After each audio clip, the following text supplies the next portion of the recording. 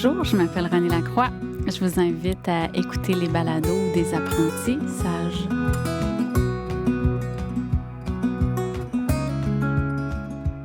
Bonjour Alexia.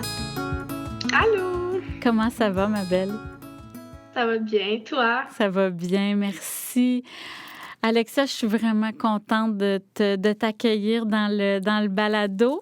Vraiment un beau moment pour moi. C'est un beau coup de cœur de te retrouver, en fait, hein, parce qu'on a commencé l'année ensemble, toi et moi. Donc, Alexia, tu es une jeune finissante de l'Université de Sherbrooke Oui, au bac ouais. en enseignement préscolaire primaire. Donc, Mhm. ça s'est terminé il y a quelques mois. Oui, on peut parler de mois, là. Quelques mois, Ouais, un donc. petit peu moins, là, ouais. Donc, tu es de la cohorte d'étudiants 2019-2023, ma belle Alexia. Donc, tu as commencé ta formation. C'était ton premier baccalauréat que tu faisais en enseignement Oui, préscolaire primaire? ouais, je commençais, ça a été mon premier et mon dernier. Et voilà. Donc, tu arrivais du Ouais, cégep. ouais, j'avais fait sciences humaines au cégep. OK. Je savais que je voulais pas m'en aller comme trop avec les grosses mathématiques, tout ça, là. Je OK. voulais rester avec les sciences humaines, là. OK. Donc, c'est l'enseignement qui t'a appelé. Puis, en fait, tu as commencé, tu as fait tes 2 premières années. Puis, tu es arrivé, bien, en fait, tu as fait ton stage 3. Rappelle-moi, tu étais dans quel contexte, Alexia, au niveau du stage 3? J'étais dans la commission scolaire des Hauts-Cantons. Oui. Donc, c'était vraiment comme un milieu plus rural, là. C'était une très petite école, là. On était 92 élèves. Oh, Puis, ouais, c'est ça. C'était vraiment une petite école, mais une OK. très belle école. Tu étais à quel niveau? J'étais au multiniveau, donc troisième, quatrième année du primaire. Excellent. Étant donné que c'est petit, là, ils font beaucoup de multiniveaux, là. Ouais, Complètement. Puis nous, bien, ouais. on a eu le plaisir de se trouver, en fait. J'ai été ta Oui, superviseure de stage au stage 4. Mais là, tu as fait un changement quand même important. Donc, tu es partie de l'Estrie pour t'en aller dans les Laurentides. ouais, j'ai fait le grand saut jusque Oui. dans les Laurentides. Ouais. Excellent. C'était prévu ou c'est arrivé comme ça que tu t'es dit, ah ben je vais utiliser mon contexte personnel pour pouvoir m'exiler, disons? C'était comme ça que tu Ouais, voyais les choses? ouais, c'est ça, c'était pas prévu, mais là, étant donné qu'avec ma vie personnelle, là, je me suis dit, ah, je vais faire le saut tout de suite, voir une commission scolaire qui est différente, un centre de service qui est différent. Puis j'ai adoré la commission scolaire de là-bas, là, vraiment. Vraiment? Bien, en Ouais. fait, les Laurentides, Ah déjà oui, là, ouais. tu sais, on est parti gagnant. Donc, tu Ouais, t'es c'est ça. retrouvée pour cette dernière expérience-là, ma belle Alexia, au premier cycle. Ouais, dans le fond, je voulais aller en deuxième année. Finalement, tout a changé dernière minute. Je me suis ramassée en première année, mais j'ai adoré la première année. Puis là, j'étais dans une école avec 500 élèves, juste de maternelle, première année et quelques classes de deuxième année. OK, Alors, c'était on change de milieu ouais, complètement. en ville. Ouais, c'était un gros changement, vraiment. Beaucoup d'adaptation. Vraiment. Puis, Ouais. si tu me parles un peu de ce contexte-là, contexte de l'école, le quartier, le milieu et tout ça, les élèves, tu avais combien d'élèves dans ta classe? À quoi ressemblait ta classe?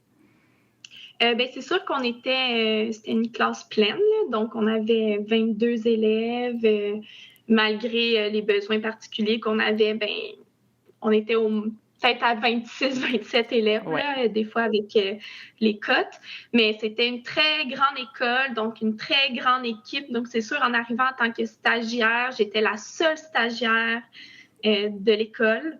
OK. Ça fait peur, ça fait peur. Ouais, Ça fait beaucoup de la monde, première hein? rencontre, là, ouais, la première assemblée générale, c'est ça fait peur. Ça fait Tu te sens vraiment beaucoup intrus. de monde. Puis, tu sais, Ouais. dans notre réalité de stagiaire, bien, il y a un rôle, hein, aussi, il y a une posture qui Mhm. est là. Ouais. Donc, c'est quand même, ça fait beaucoup de choses à apprendre en peu de temps. Ça a été une expérience d'apprentissage, disons, à la vitesse grand V, hein? Ça a été une expérience Oui. formatrice pour toi? Oui, beaucoup, beaucoup, beaucoup. J'ai appris à m'adapter, à m'affirmer. Ouais, j'ai beaucoup appris pendant Ouais. ce stage-là. Ouais. Puis moi, pour t'avoir vu comme personne superviseur, j'ai reconnu chez toi beaucoup d'engagement. Tu étais très, très engagée auprès de tes élèves, un grand souci pour leur réussite, pour leur soutien, pour leur créer le lien avec eux, maintenir le lien avec eux. Il y avait quelque chose en toi qui était très, très, très fort. Puis, corrige-moi si je me trompe, mais ces belles aptitudes-là ont été remarquées par tes pairs, mais par la direction aussi, ce qui fait que on a voulu quand même te garder malgré le fait que, bon, tu n'avais pas fini ta formation. Il a fallu revenir à l'université janvier, février, mars pour finir ta Ouais. formation. Mais on avait misé un peu sur toi là, pour retourner dans les Laurentides après ton baccalauréat. Ouais, c'est ça. Ça a vraiment été un coup de cœur avec l'équipe là-bas, la direction, l'école, les élèves. Puis dans le fond, moi, je terminais fin mars. Puis le gouvernement annonçait comme un nouveau budget pour les classes multiniveaux pour être 2 enseignantes dans la classe pour faire du co-enseignement. Donc moi, dès le 1er mars, je recevais un appel de la direction pour me dire « Hey, on te veut dans notre équipe. Je sais que tu n'as pas terminé l'école. Je sais que tu veux terminer l'école. » Tu sais, que je voulais pas vraiment faire terminer l'université en même temps d'être à contrat. Ouais. Ils ont dit « Ben nous, on est prêts à t'attendre. Mais tu dois venir dans notre école. » Puis là, j'étais toute contente, j'étais très excitée. C'était comme une nouvelle aventure qui commençait. Puis sachant aussi qu'il me voulait moi, Ouais. il voulait vraiment, il trouvait que ça allait fonctionner avec ma co-enseignante, que ça allait bien avec l'équipe, que je connaissais déjà l'école. Mais c'est rassurant aussi de te lancer dans un contrat en quittant l'université. Puis tu n'as même pas encore ton diplôme et tu dis, OK, là, je fais le grand saut, je me lance. Mais c'est intéressant ce que tu dis. Tu mets le doigt sur quelque chose d'important, d'être connu. Donc, tu sais, on le nomme tellement que l'expérience de stage 4 est un passage important pour vous faire connaître dans vos milieux, pour faire votre place, pour justement déployer vos ailes, pour vous engager, justement pour que on sache que vous êtes là puis que vous êtes prêts. Donc, c'est vraiment ce contexte-là complètement que tu as vécu, toi, dans ta réalité, là.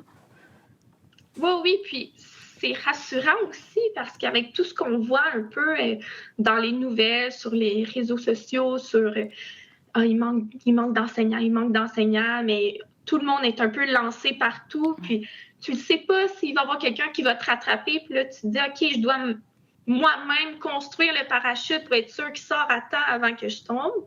Bien là, je savais que moi, en me lançant dans ce contrat-là, bien, j'avais déjà du monde qui m'attendait en bas. Oui. C'est vraiment rassurant. Mais Ah oui, vraiment. Ah oui. Tu sais que tu parles, Alexia, que ça a été une mesure qui a été déployée par le gouvernement pour favoriser, en fait, pour promouvoir le co-enseignement.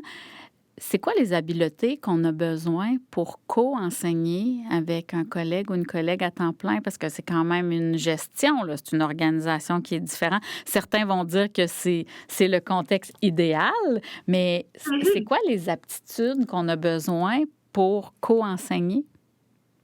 Bien, c'est sûr que ça prend beaucoup d'ouverture quand même parce qu'on s'entend, on est 2 enseignants, 2 personnes à part entière qui se ramassent dans une classe avec les mêmes élèves. Là, c'est rendu nos élèves. Donc, c'est sûr que tu dois être prêt à t'ouvrir, à être transparent aussi, à être honnête, à travailler en équipe. Là, la collaboration en co-enseignement, c'est essentiel. Puis, ça reste, c'est pas pour tout le monde, je pense. Là. C'est pas tout le monde qui sont prêts à partager leur classe, partager tout ce qu'ils vivent avec les enfants, tu sais. Ça prend beaucoup aussi, c'est ça, du leadership parce qu'on est 2, puis on doit ensemble s'aider. On est là pour apprendre les 2 autant que les élèves. Ah non, c'est quand même... c'est un beau défi, mais moi, je suis tombée avec vraiment une enseignante exceptionnelle.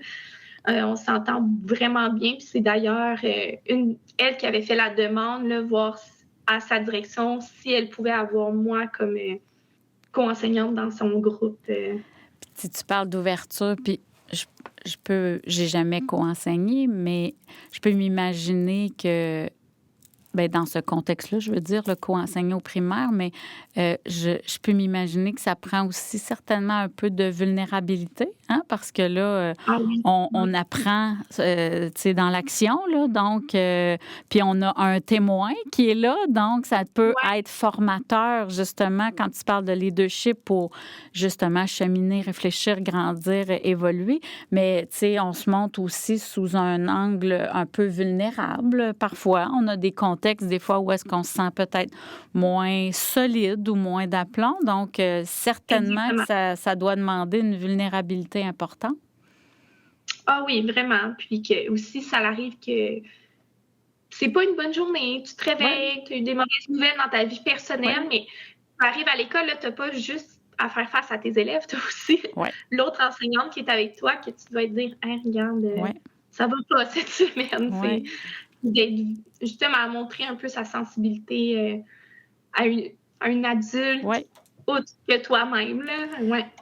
Ça veut dire, toi, Alexia, dans la même année, tu es passée de la posture de l'étudiant stagiaire à la posture professionnelle en insertion. Donc, vraiment, là, tu as touché vraiment les deux rôles, vraiment un à la suite de l'autre, euh, en devenant une collègue.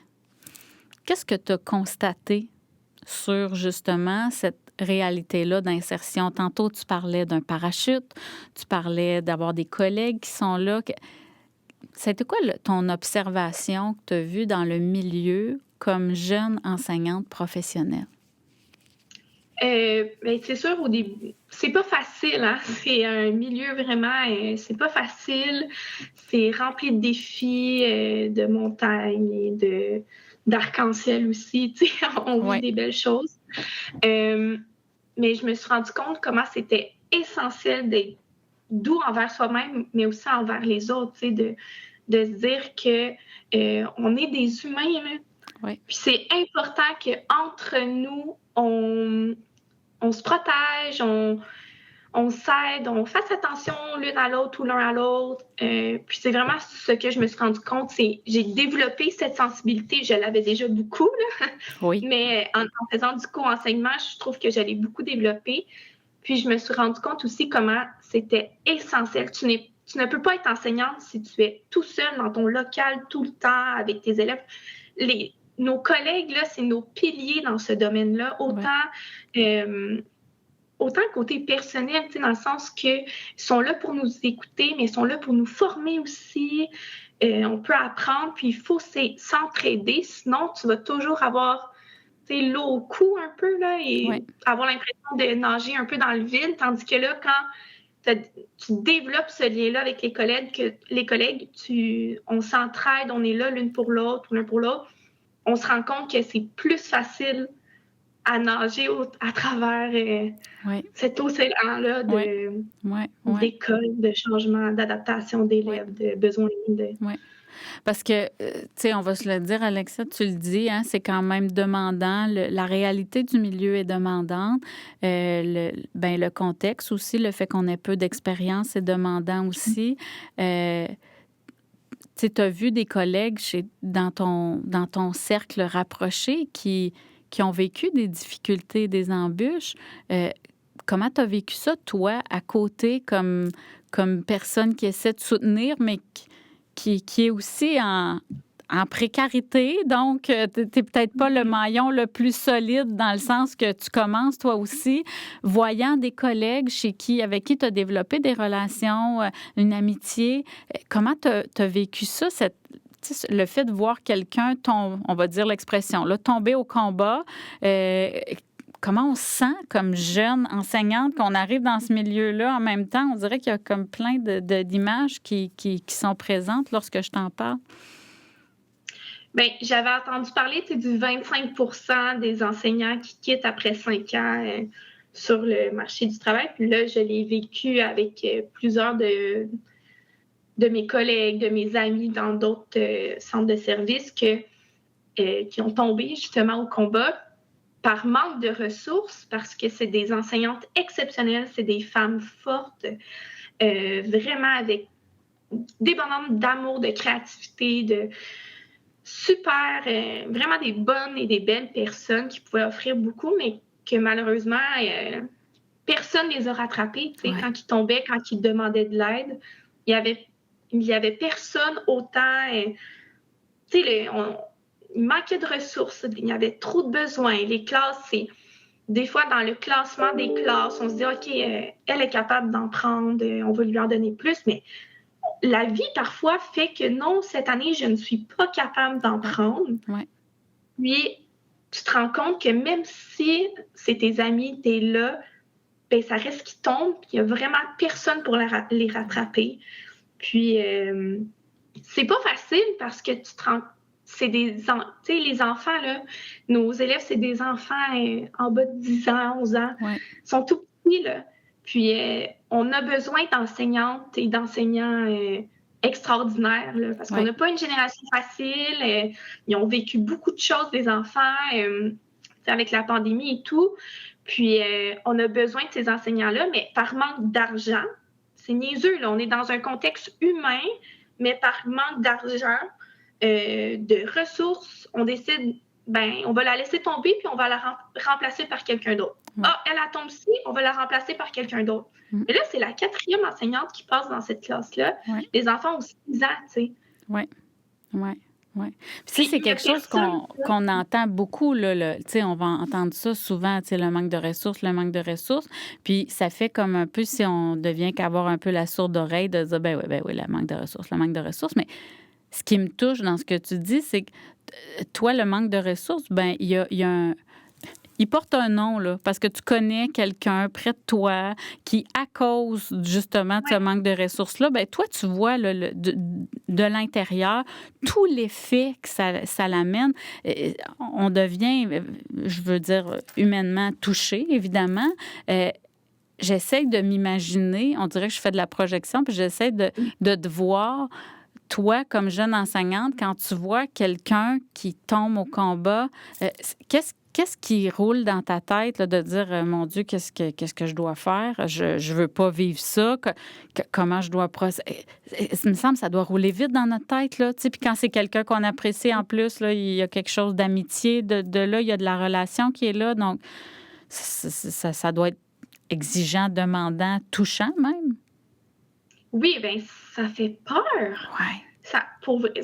Je suis fraîchement graduée, je sors de l'université et tout, puis on commence dans une profession, mais on a peur, tu sais, parce qu'on se dit, aïe, elle était exceptionnelle, elle avait des idées, elle réussissait à se trouver comme un juste milieu entre sa vie professionnelle, personnelle, elle a quand même tombé, tu sais.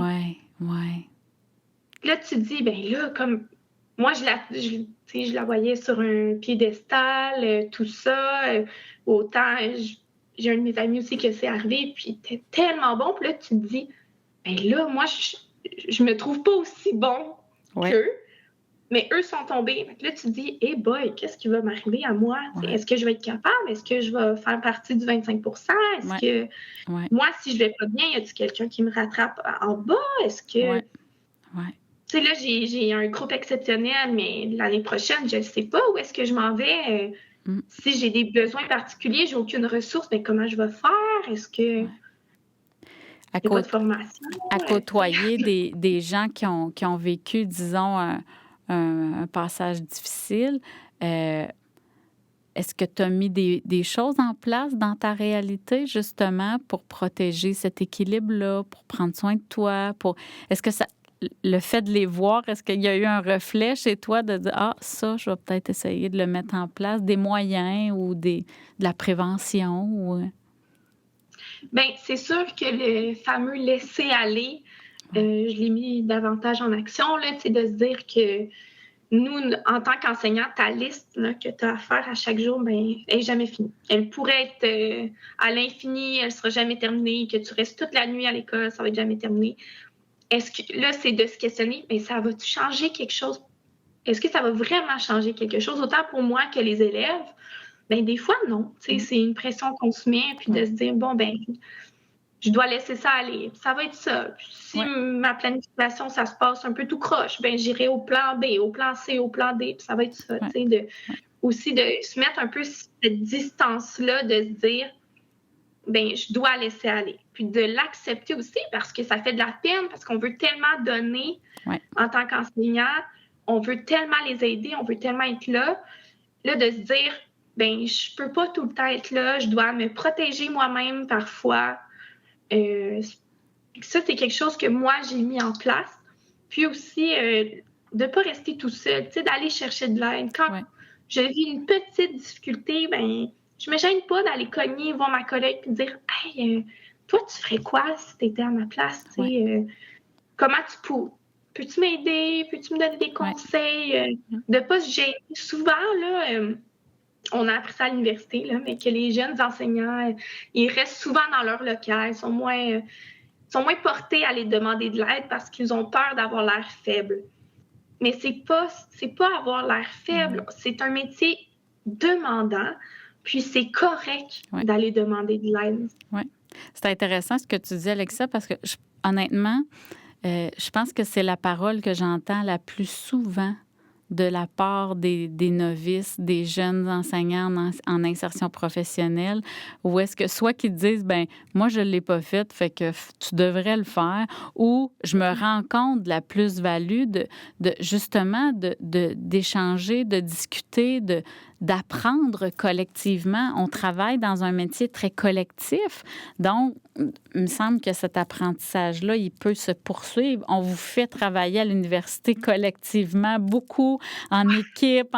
Tu sais, même que des fois, vous trouvez ça même difficile parce que, c'est toute une gestion, apprendre à travailler en équipe. Mais la visée derrière ça, c'est parce qu'on le sait qu'on est dans un métier d'équipe. Donc, on veut promouvoir cette portion-là, mais ce que tu es en train de nommer, c'est d'aller à l'encontre de l'isolement aussi, parce que quand les difficultés arrivent ou quand on se sent moins bien, on se sent moins solide, on sent qu'on perd pied, des fois, c'est ce réflexe-là qui arrive de s'isoler, donc d'aller vers les autres, de poser des questions, d'aller chercher de l'aide, puis de pouvoir amener de l'eau au moulin aussi, parce que des fois, des idées, la créativité, là, ça ne s'achète pas au coin de la rue. Là. Des fois, on en manque d'idées. Donc, à l'aube de cette fin de de ce premier contrat-là, disons, comment tu termines, je dirais, l'année scolaire? Comment ça se passe, les derniers moments avec tes élèves? Ah, c'est beau. C'est vraiment beau. La fin de l'année scolaire, là, on ne l'a jamais réellement vécu en stage. Au début, quand on commence le baccalauréat, on fait surtout de la suppléance. C'est plus rare qu'on ait des gros contrats en fin d'année. Ah, c'est beau. C'est vraiment des beaux moments avec les élèves. C'est le moment où justement on peut faire des apprentissages plus humains. C'est comme ça que je les appelle. Ces petits moments-là qu'on peut prendre le temps de vivre ces petits moments-là, de faire de la lecture dehors. Ah non, c'est beau. J'aime vraiment ça. De déguster aussi, parce que là, on est presque arrivé au fil d'arrivée, justement. Donc là, il y a comme un rythme qui est un peu plus lent parfois, de profiter justement de l'extérieur ou d'un rythme qui est un peu différent de toute l'année scolaire. Donc, je suis vraiment d'accord avec toi que c'est vrai que c'est un beau privilège. C'est aussi le moment de fermer la boucle, hein? Donc, on vous en parle souvent, hein, de créer le lien avec les élèves, de maintenir le lien, mais il y a aussi de fermer la relation avec eux. Donc, de les laisser partir, puis de leur souhaiter le meilleur. Donc, c'est sûr que ça aussi, c'est un apprentissage. Oui, j'ai la chance de plus imaginer. Oui. Ah non, ça fait partie de la vie, puis c'est vraiment. Tu sais, Alexia, ça a été 4 années universitaires quand même chargées pour toi, une expérience de contrat qui a été riche, qui a été soutenue, mais qui a été quand même importante aussi. Si demain matin, Alexia, tu reviens sur le campus, puis tu vois nos jeunes finissants là, qui vont terminer, qu'est-ce que tu sais maintenant que tu aurais aimé qu'on te dise quand tu as terminé ta formation? J'aurais aimé ça qu'on me dise que c'est correct de laisser aller ma couleur, tu sais, puis qu'il faut pas que tu tamises, faut pas que tu essaies de l'enlever, il faut vraiment laisse-toi aller, laisse ta couleur briller. Puis aussi, tu sais, le laisser aller, là, laisse-toi la chance de commencer, d'y aller étape par étape, de faire des erreurs, de te tromper, de te rattraper. Et aussi, le laisser aller, c'est correct de ne pas tout faire, de trouver un juste milieu, de se protéger soi-même, autant son cœur que sa tête dans ce métier-là. Là, Ouais. Mais ouais, ce serait ça, je pense, de se laisser aller autant côté personnel, de croire en soi, surtout, là, moi, ce qui m'a vraiment allumée, c'est me laisser briller, de pouvoir aller montrer ma couleur aux élèves. Vraiment. C'est beau. Ouais. Je reconnais ton petit côté étincelant. Donc, Alexia, je suis vraiment très, très contente d'avoir fait cet épisode-là avec toi, d'avoir pris ce temps-là avec toi. Mais ce que je suis le plus contente, c'est vraiment moi aussi de te voir briller, de te voir étincelante dans ton milieu, dans ton contexte de stage. Pas de stage, même de contrat, parce que là, on n'est plus en stage, mais de voir qui tu es, puis de voir que tu gardes vraiment cette belle authenticité-là. Je te souhaite une belle fin d'année. Chaque moment avec tes élèves, déguste-les. Ils sont précieux. Oui. Je te souhaite des belles vacances, ma belle Alexia. Prends soin de toi, puis un bon nouveau départ dans ton nouveau centre de service pour l'année prochaine.